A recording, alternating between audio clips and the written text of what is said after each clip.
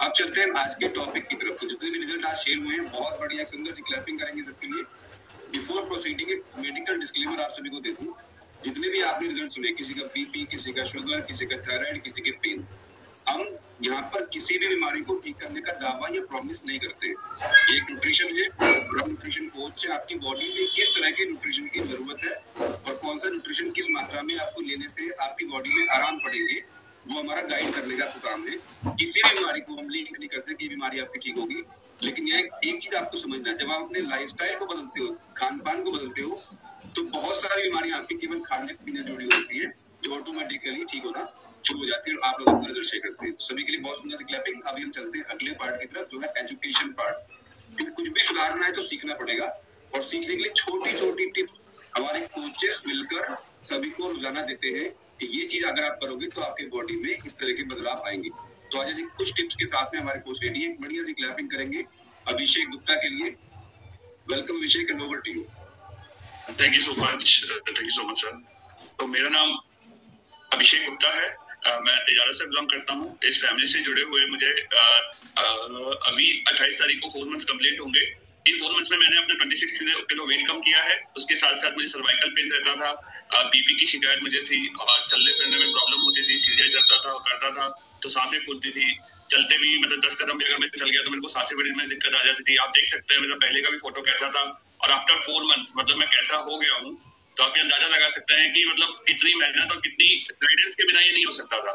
सबसे पहले तो मैं इसके लिए अपने स्पॉन्सर मेरे कोच हैं जो रोहिताज जी और मेरे सीनियर कोच जयवीर जी और पारिस सर, अनामिका मैम, उन सभी कोचेस का मैं थैंक यू करना चाहता हूँ जो मेरी इस जर्नी में अब तक साथ है और साथ आगे तक रहेंगे भी, क्योंकि अभी तो बहुत आगे जाना है और फिटनेस को भी अपने को बढ़ाना है और अपने को मेंटेन भी रखना है। तो उसके लिए मैं इन सबका तहे दिल से शुक्रिया अदा करना चाहता हूँ कि इन्होंने मुझे इतना कैपेबल बना दिया कि मैं इस रिजल्ट को ले पाया और अपनी फिटनेस को आगे तक मैं मैनेज कर पाऊंगा।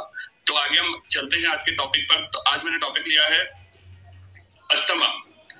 तो अस्थमा क्या है? सबसे पहले तो ये जानेंगे कि अस्थमा है क्या, ये क्या इसको कहते तो हैं कि हाँ बीमारी है, पर किस तरह की बीमारी है, किससे रिलेटेड है, क्या इसके कारण होते हैं। तो आज ये हम इस टॉपिक में आज ये सब हम जानेंगे।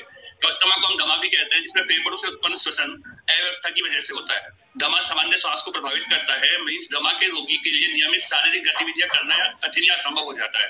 अगर हमारी सांस में ही हमें प्रॉब्लम होगी, जिससे हमारा शरीर चलता है, जो हम एक्टिविटी करते हैं, अगर हमारी डेली रूटीन की गतिविधियां उनको करने में भी हमें कठिनाई बहुत होती है, तो जिसकी वजह से हमें दमा की शिकायत हो जाती है। अगर सही इलाज में देरी हो जाए तो दमा जानलेवा भी हो सकता है। किस वजह से होता है? बढ़ते प्रदूषण रूप से फैलते जा रहे हैं। विश्व स्वास्थ्य संगठन का अनुमान है कि भारत में लगभग 20 मिलियन दमा रोगी हैं। मीन्स दमा का प्रभाव आमतौर पर 5 से 11 साल के बच्चों के बीच में होता है। श्वसन के दौरान जिस हवा में हम सांस लेते हैं उसमें हमारी नाक, गले और फेफड़ों में जाती है। दमा तब होता है जब हमारे वायु पात्रता, जो हमारी एयर का पार्ट है, फेफड़ों तक बढ़ जाता है और आसपास की मांसपेशियों को कसने लगता है। मतलब सांस इतनी बढ़ जाए कि हमारी जो मांसपेशियां हैं, फेफड़े हैं, वो संकुचित होने लग जाए या कसने लग जाते हैं, जिससे हमें सांस लेने में प्रॉब्लम हो जाती है। तो हमें उस स्थिति को हम दमा कहते हैं। इससे बलगम बनता है जिससे वायु मार्ग अवरुद्ध हो जाता है और आगे फेफड़ों में ऑक्सीजन की आपूर्ति को रोकता है। इसके फलस्वरूप दमा दौरे से खांसी आदि होती है। मतलब हम देखते हैं दमा में सांस लेने में प्रॉब्लम होती है, खांसी होती है। तो इसको हम बेसिकली कहते हैं कि दमा, हमें ये बीमारी हुई है जिसको हम दमा या अस्थमा कहते हैं। आगे बढ़ते हैं कि दमा के प्रकार क्या होता है। तो लघु अथवा सूक्ष्म श्वसन नलिकाओं संबंधी दमा एक तरह का ज्यादा पाए जाने वाला सामान्य प्रकार का दमा है, जिसे हम ब्रोनिकल भी कहा जाता है। यह फेफड़ों में मुख्य वायु मार्ग को प्रभावित करता है। मतलब मीन्स दमा की जो हमारी बीमारी है वो हमारे जो एयर पाथ होता है, जहां से ऑक्सीजन आती है जाती है, उस मार्ग को हमारे को प्रभावित करता है, जिससे हमें सांस लेने में प्रॉब्लम होती है। तो उसे हम दमा कहते हैं। अन्य प्रकार के दमा में बाल्यावस्था में भी दमा होता है, वयस्क में भी दमा हो सकता है, एलर्जिक दमा, रात्रि संबंधी दमा, ये शामिल होते हैं। तो एलर्जी दमा मतलब किसी चीज से हमें एलर्जी, जैसे डस्ट से एलर्जी होती है, तो जब हम कहीं डस्ट के संपर्क में आ जाते हैं तो उससे हमें सांस लेने में प्रॉब्लम होने लग जाती है, बार बार खांसी उठती है, ऐसा लगता है जैसे फेफड़ों के हिस्से पर कुछ वजन लग गया हो, जिसे सांस लेने में मतलब बहुत मेहनत करनी पड़ती है। तो ये एलर्जिक दमा होता है।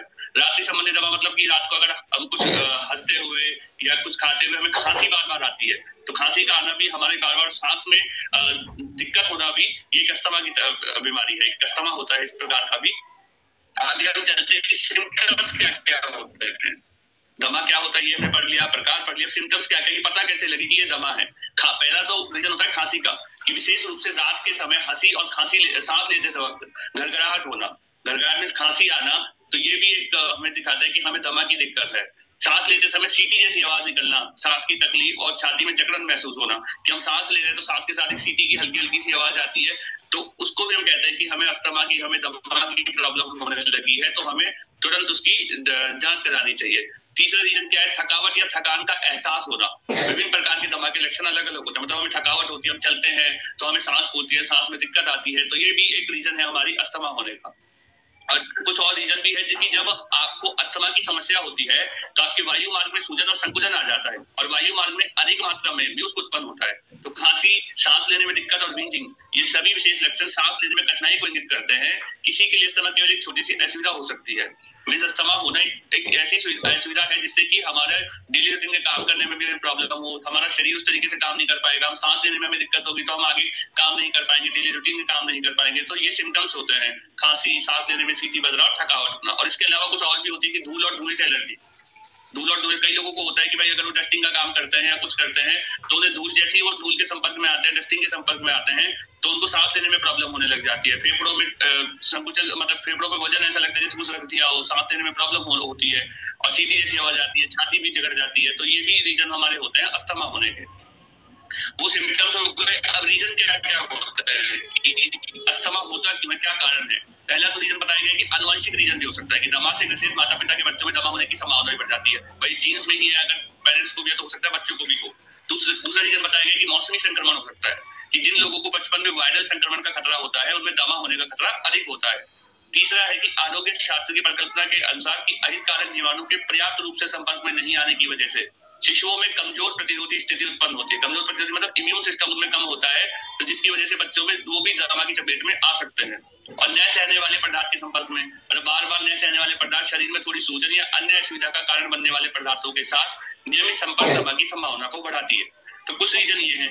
इसके अलावा कुछ और रीजन भी बताए हैं कि श्वसन संबंधी बीमारियां जैसे संक्रामक जुकाम और फेफड़ों की सूजन का होना, मतलब जुकाम भी अगर आपको काफी देर तक है, काफी टाइम से, आपको लंबे समय से अगर जुकाम भी होता है तो वो भी हमारे को, वो भी दमा में कन्वर्ट हो सकता है अगर हमने उसका इलाज नहीं कराया तो।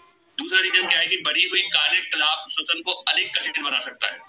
दमा के रोगी रासायनिक धुएं, मजबूत गंध, धुएं और इस तरह के उत्तेजक पदार्थों के प्रति संवेदनशील होते हैं। मतलब कुछ जैसे फैक्ट्रीज की जो धुआं निकलती है, उनकी जो स्मेल्स होती है, उनकी अगर दमा किसी को है तो वो उसको नहीं कर पाता, अपने अंदर नहीं वो कर पाता, क्योंकि संवेदन शरीर उनका इतना डेलिकेट हो जाता है कि उनको प्रॉब्लम होने लग जाती है। तीसरा रीजन है कि मुश्किल मौसम की स्थिति जैसे कुछ आधार है ठंड का बढ़ना, वो भी उनको, मतलब ठंड का बढ़ना भी मौसमी अस्थमा उसको कहा जाता है, जिससे ठंड जब बढ़ती है तो उन्हें सांस लेने में प्रॉब्लम होने लग जाती है, तो वो भी एक अस्थमा का रीजन है। जोर से हंसना या चिल्लाना और कोई भी भावनात्मक विस्फोट जो सांस लेने की दर को बढ़ाता है, जैसे जोर से हंसना किसी बात पे या किसी पे चिल्लाना, गुस्सा करना भी, तो उनको अस्थमा की तरफ ले जाता है। अगर उन्हें अस्थमा, सांस लेने में दिक्कत होती है तो, और वो अगर चिल्लाते भी हैं या हंसते भी है किसी बात को लेके, तो भी उन्हें अस्थमा की शिकायत हो सकती है। रीजन के बाद अब कुछ रेमेडी रहता है, कुछ घरेलू नुस्खे ऐसे होते हैं जिससे कि हम अस्थमा को नियंत्रित कर सकते हैं। कम नहीं हो सकता है बट नियंत्रित हम कर सकते हैं। तो उसके लिए पहला है कि श्वसन व्यायाम में फेफड़ों के अंदर और बाहर वायु प्रवाह बढ़ता है। मतलब व्यायाम हम ऐसा करें जिससे कि हमारे फेफड़ों के अंदर और बाहर जो हमारी ऑक्सीजन आती जाती है उसको सांस ले तो हम उसको थोड़ा सा इफेक्ट हो, जिससे कि वो दमा नियंत्रित हमारा हो सके, जिससे दमा की समस्या को बेहतर किया जा सकता है। दूसरा प्रकार है कि प्राथमिक चिकित्सा उपचार या बचाव दमा के दौरान उपयोग की जाने वाली त्वरित राहत प्रदान करने वाली दवाएं हैं। विकल्पों में बचाव हेतु सांस लेने वाला नियंत्रण जैसे इनहेलर को हम यूज कर सकते हैं, तरल पदार्थ को सूक्ष्म कणों में बदलने वाला नियंत्रण जैसे नेबुलाइजर का हम यूज कर सकते हैं, ब्रोंकोडायलेटर्स का हम यूज कर सकते हैं, जो कि तने हुए फेफड़ों की मांसपेशियों को आराम करने के लिए बहुत दवाई शामिल होती है इसमें। यदि इस उपचार का उपयोग करने के बाद भी 20 मिनट में अधिक समय तक जारी रहता है दमा, तो तब उसके बाद हमें डॉक्टर की सलाह लेनी चाहिए, उनके पास जाना चाहिए और हमें अपनी इसकी जांच करानी चाहिए। तो ये तो हमारा होगा कि घरेलू नुस्खे, अगर हमें प्रॉब्लम हो रही है तो हम उसको कैसे कम कर सकते हैं। अगर फिर भी 20 मिनट में कम ना हो तो उसके बाद डॉक्टर्स की सहायता लेनी चाहिए। रेमेडीज के बाद हम जानते हैं कि हम अपना प्रिवेंशन कैसे कर सकते हैं, इसकी रोकथाम कैसे कर सकते हैं। क्यों रसायन और उत्पादों से दूरी बनाए रखें जो पहले सांस लेने की समस्या का कारण रहे, जैसे डस्टिंग, अगर आपको डस्ट से दूर रहे, या कोई ऐसी गंध या दुर्गंध जो ज्यादा रासायनिक गंध होती है जैसे फैक्ट्रीज की जो गंध होती है, या उनसे थोड़ा सा दूर रहे। धूल या मॉल जैसे एलर्जी से दूर रहे। एलर्जी रोधी दवाएं जो दमा के कारणों के खिलाफ शरीर की रक्षा करते हैं, ऐसी दवाएं ले जो हमें इस अस्थमा से हमें नियंत्रण रख सके। चिकित्सक से सलाह लें, अगर डॉक्टर से सलाह लेनी है अगर हमें ऐसा रीजन कुछ होता है तो, बट पहले हम जितना कर सकते हैं हम चीजों से दूर है, क्योंकि डॉक्टर भी एक लिमिट तक आपको दवाई देगा, दवा से आप नियंत्रण कर सकते हैं, बट अगर आप भूल के संपर्क में आ गए तो आपको अस्थमा होगा। तो उन चीजों से हम दूर रहें। तो ये हुआ अस्थमा का प्रिवेंशन।